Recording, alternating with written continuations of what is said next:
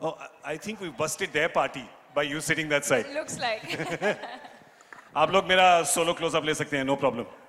That's why Deepika wanted me to sit here. Over the shoulder. Over the shoulder they can get. Deepika, thank you so much for being here.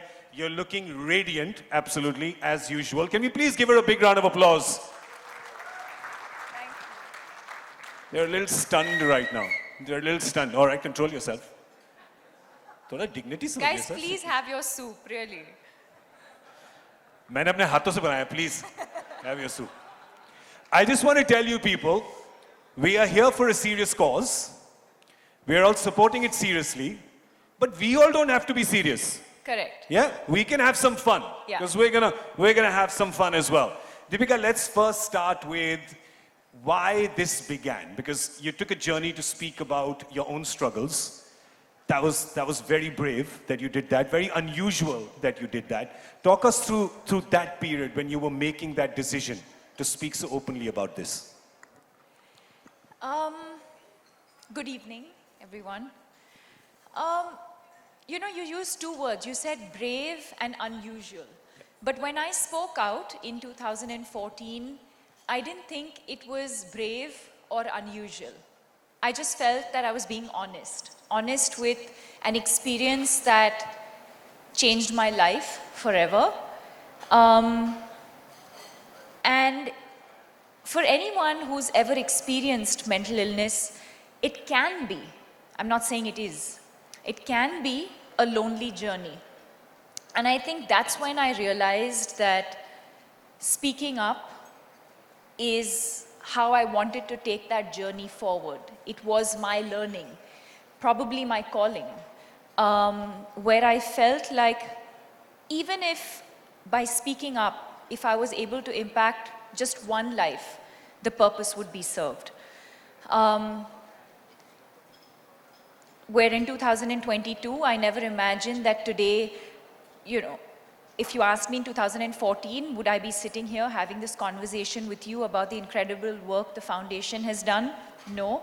At that point, it was really about just doing one interview on a national television or one interview just to be able to reach out to as many people as possible and share my experience. And then when I did that, it didn't feel to me like the journey ended there. It felt like just the beginning. It felt like there was so much more to say and so much more to do. And that culminated into the foundation and all of the work that we do today. Wow.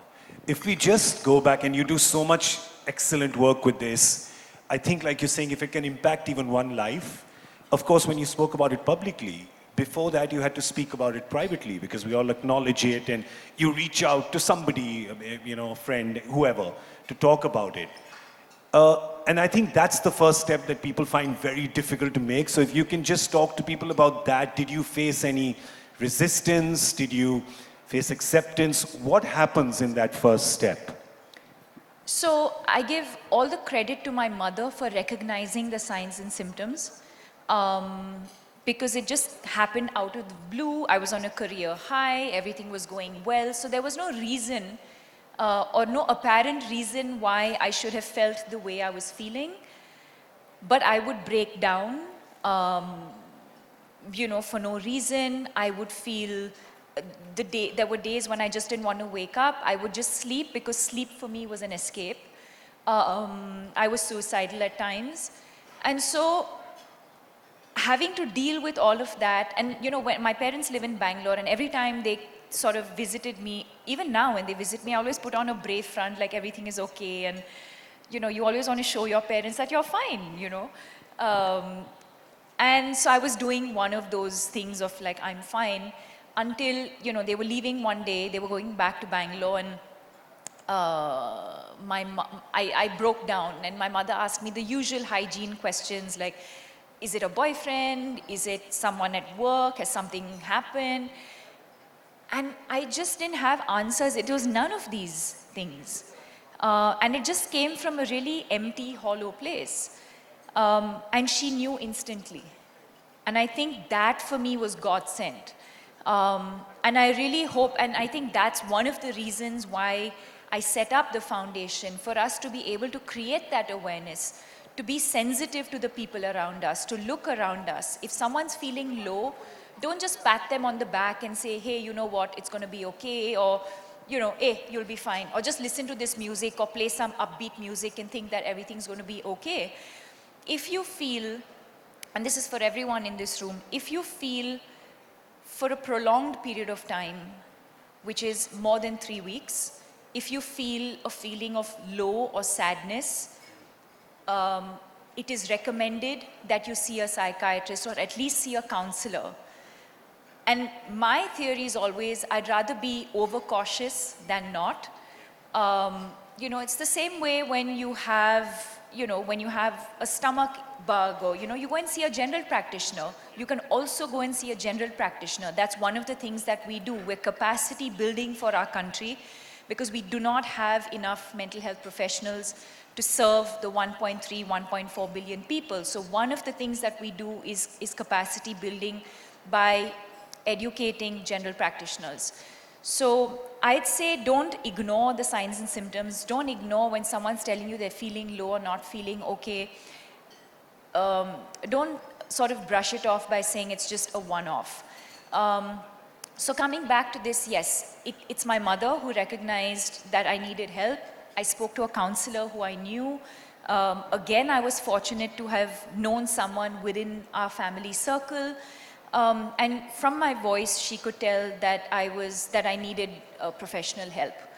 And then the journey went on. I was put on to a psychiatrist, medication, that sort of went back and forth for many months. I was resistant to that because there was so much stigma attached, A, to mental illness, B, to, you know, you always have these sort of ideas that you don't want to take medication to do with the mind and with the brain, and you're going to lose control. And so that went on for a couple of months until I finally started taking medication and I started feeling better and so on. So and yes, it was the immediate people around me knew, but at that point I wasn't ready to tell very many people. It's after I recovered, after many, many months, when I was sitting back and just thinking about this experience that I'd been through, that I felt like I wanted to share my journey with the world.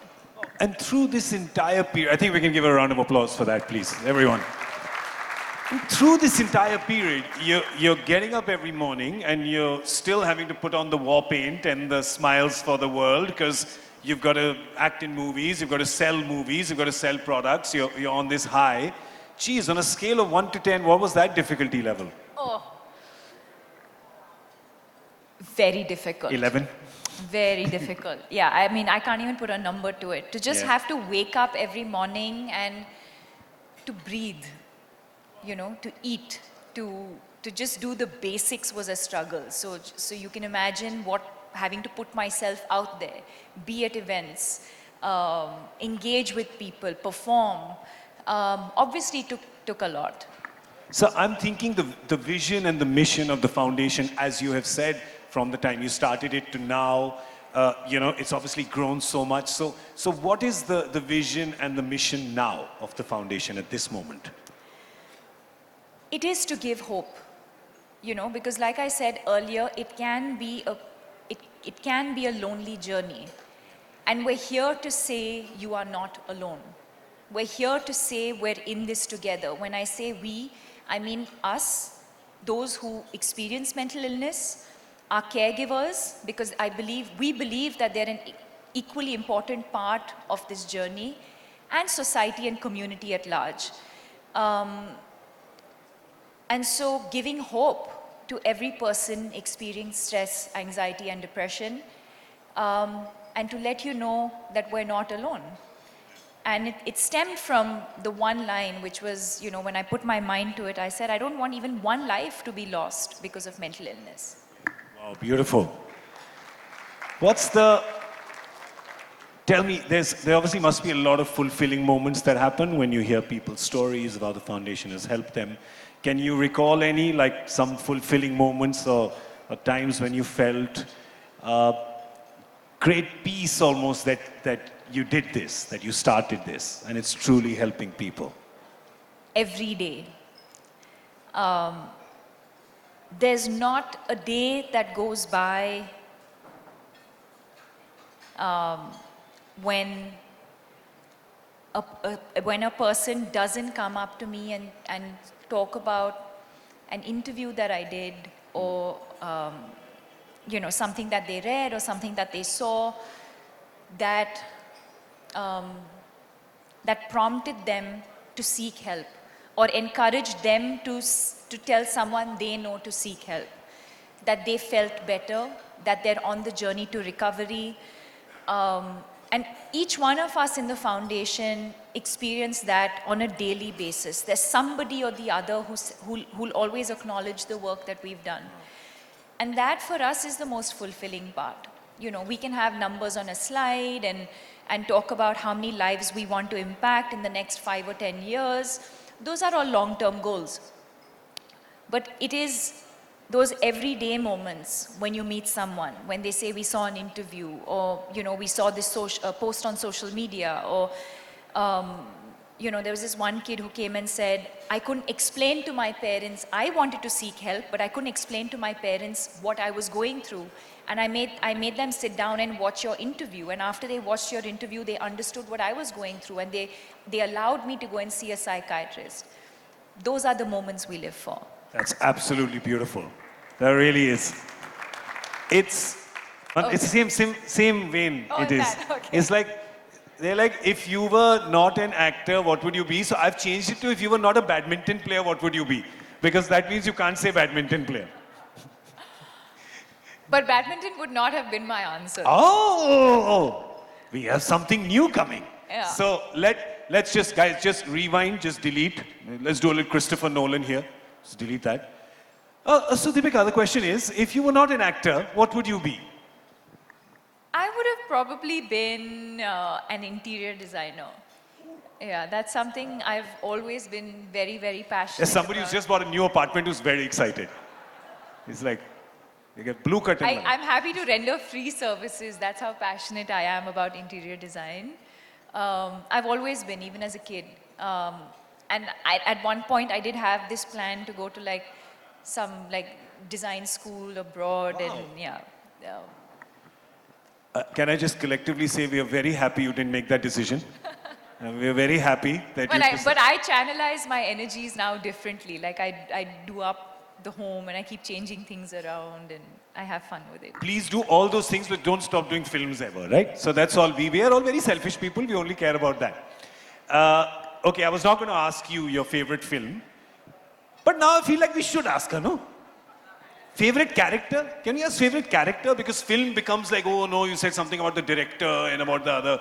So favorite It boils character. down to the same thing. It's like, oh, she chose this character over that character. Okay, so I'll make it a very harmless, innocuous question. The favorite character you enjoyed playing? I'd have to say it's very difficult though. I mean, it's like saying choose this child over that child. But if I really had to choose, and you guys are putting me in the spot, but I'd say Piku. Yeah. It was very special. There was something very, very special about the energy on that movie. And I feel like my sister and I are at that age now where we feel like we're Piku. Yeah. So just, I don't know, something about Piku is very, very special. And that's one of the movies that sort of keep coming up in conversation when I talk to people. They're like, we really like that movie, or like someone's been through that experience or going through that experience, or lost a parent. And so there's a lot of that, I feel like. Maybe it's just the stage of life that I'm at now. Yeah. Yeah, that seems to be my most favorite. But just on that film, 1 second, how daunting was it? Because these are two experienced, powerhouses, right? And first I must say, you held your own against them. You were absolutely fantastic in that film. Whoever agrees, please give a round of applause because you were fantastic. Koi shak? Koi nahi. Koi bhi nahi. How was it though? Did it get easier through the days or? No, I mean, like you said, I was just aware of the fact that I was going to be opposite these two incredible people. But I think what makes for great collaboration is when you're not competing with with your co-stars. You're really genuinely invested in telling a good story. And I think that's what we were there to do. I don't think Irfan was trying to be one up on Mr. Bachchan, or he was trying to be one up on anyone. You know, it's Yeah. just, it was a beautiful collaborative process, and I think we were all just invested in giving our best to the film. Yeah. Yeah, and I was aware before I got into this that I was going to be with two of these most incredible actors. But that's that. I mean, when the camera's rolling, I'm not thinking of Mr. Bachchan. I'm thinking of the character that I'm opposite. Yeah. I have to say that there were 3 master musicians at play, and it was a beautiful symphony that came out. So that was fantastic. Let's talk about jewelry because that's core competence for a lot of people in this room. So do you remember? Okay, it's a 2-part question. First is when you were a child, do you remember the piece of jewelry that you really wanted and you said, oh, when I make money or when I grow up, this is the first piece of jewelry I'll get? For me, it's always been more sentimental and emotional than sort of looking at a hoarding or, you know, putting my finger on something and saying, this is what I want. So there were definitely pieces of jewelry, and my sister and I were discussing it this morning. There were definitely pieces of jewelry in our mother's locker that I had my eyes on. And I still have my eyes on Does them. your sister know about this? Does your sister? Does Yeah, she? I mean, the good thing is I think our taste in that sense is slightly different. So that's the good thing. So I know that like eventually when the jewelry gets split between the two of us, I don't think we'll be scrambling and fighting. But yeah, there were definitely like pieces that as a young girl, you see your mother getting ready, going out. And, you know, she takes out her jewelry, she's deciding what to wear. And as a young girl, you're like, oh, that's beautiful. You know, I hope I get that. Or I hope I get to wear that. Forget, I mean, owning it. But I hope I get to wear that someday. So definitely pieces like that. And I think being a South Indian, definitely a lot of traditional South Indian craft in the jewelry, which is temple jewelry, which I absolutely love. That's very, very different from, say, you know, jewelry from any other part of the world. And that's something I really enjoy wearing as well. And do you remember the first piece of jewelry you bought when you started earning money? Yes, I bought myself a pair of solitaires. Small. Ah, look at that. That's the diamond table. Very small, large for me at that point.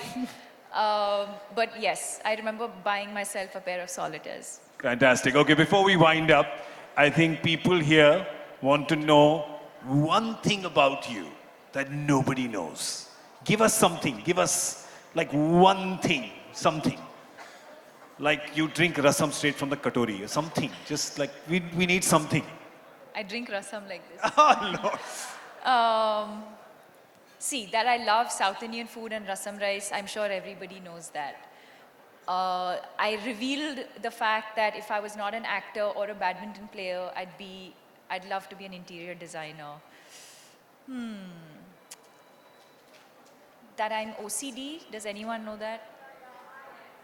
Okay. Somebody said, yeah, I am. Yes, we know. Somebody said, I am. Oh, you know that. Are you as well? Are you? No, you're not. Are you sure? Put her bag on the table. Let's see. Take it away from. Oh, she did. Well done. That I'm very punctual. Does anyone know that?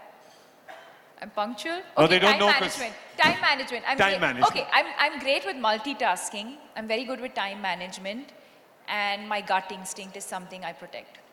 These are all nice, cool things she's saying. Okay, yeah. fine. I'm a We great. were- Okay, wait. We were hoping for like a Wait, something wait, which wait, makes wait, you more human like us. Do I win a hamper or no for this answer of mine? There's no. Okay, this bottle I'll of give you a water. bottle of water. Yeah. I'm a great baker. I bake really well. Okay. Now, how do I argue with perfection? Right. Unfortunately, we can't find any imperfection in this perfection. Tell me. Like, are you clumsy? Like, do you drop food when you eat? Oh yeah, all the time. I was known for this. Yeah. Like when I was small, and now she's going to start laughing. We never remembered restaurants based on, or my family never remembered restaurants based on the name of the restaurant. It was the restaurant where Deepika dropped milkshake, the restaurant where Deepika dropped a fork, the restaurant where she spilled sweet corn soup on herself.